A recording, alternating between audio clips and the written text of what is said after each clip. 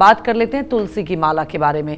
तुलसी की माला से किस भगवान की साधना की जाती है, साथ ही तुलसी की माला धारण करने से आपकी लाइफ में कौन कौन से बदलाव आ सकते हैं, आइए जानते हैं।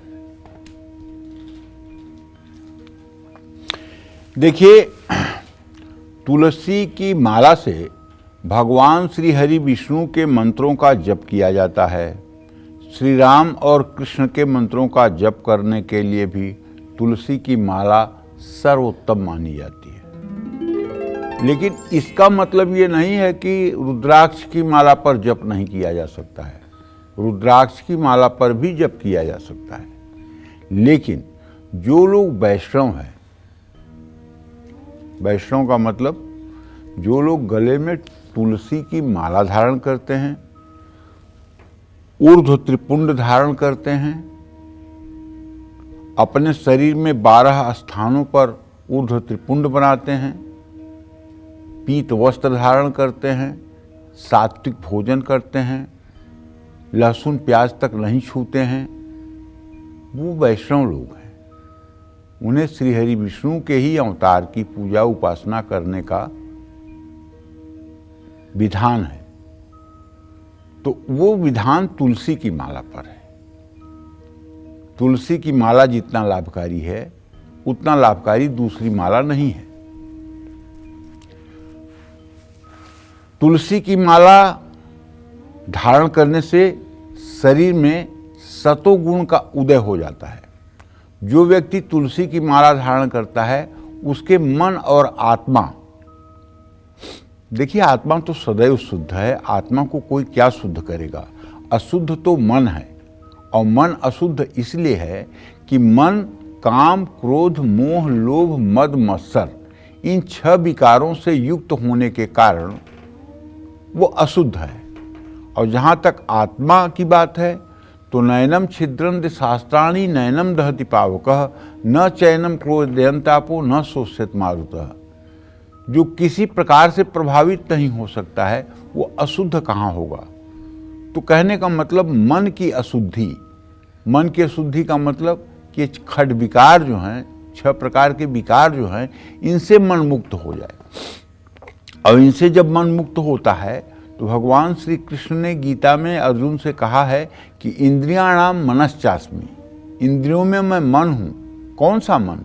काम, क्रोध, मोह, लोभ में लगा हुआ मन नहीं। काम, क्रोध, मोह, लोभ, मद, मत्सर से उपरति हुआ मन जो है वो भगवान कृष्ण है। और इसी मन में भगवान कृष्ण की छवि आती है। गले में तुलसी की माला धारण करने से आवाज पर सकारात्मक प्रभाव पड़ता है। हृदय तक आने वाली तुलसी की माला दिल और फेफड़ों के रोगों से रक्षा करती है। तुलसी की माला धारण करने से व्यवहार में सात्विकता का वास होता है। तुलसी का माला धारण करने से व्यक्तित्व निखरता है। आप चाहे जितने अच्छे हैं या बुरे हैं, लेकिन अगर आपके गले में तुलसी की कंठी बंधी हुई है तो पहला इंप्रेशन सामने वाले के निगाह में जाएगा कि आप सात्विक हैं। भले उसके बाद में आप बता दें कि नहीं, मैंने तो ऐसे ही शौक के लिए पहना है, लेकिन पहला इंप्रेशन जो सामने वाले के दिमाग में आपके लिए जाएगा ना, वो ये कि ये सात्विक है। ये दुनियादारी के उतने चक्कर में नहीं है जितने चक्कर में दुनियादारी के लोग रहते हैं। ये तो कुछ दुनिया से अलग हटकर है। तुलसी के माला पहनने वालों के प्रति एक अच्छी फीलिंग सामने वाले के दिमाग में आती है। अगर उसे धर्म की जानकारी है, अगर उसे शास्त्र की जानकारी है तो।